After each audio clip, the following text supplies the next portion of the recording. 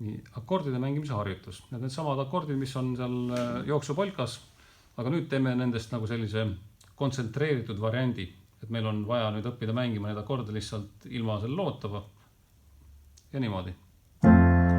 F, C7 ja F. See on nagu esimene lüli. Nüüd mängime F, bess-tuur ja F. Ja viimane on siis F, bess, C.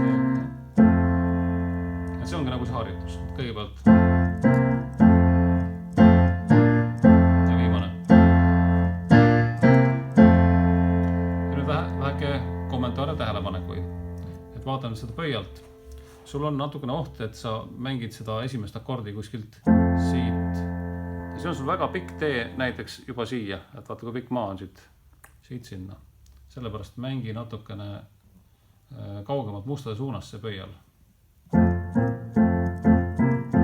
Ma ei pea kätt nagu niipidi üldse liigutama. Sul ta nagu liikus päris palju. See kõik võtab aega.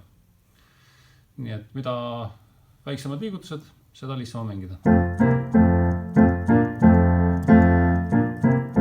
Sõrmad on kogu aeg tegelikult samas kohas. Ja üks asi veel, et sõrmestusest. Et need sõrmed nende nootide peal.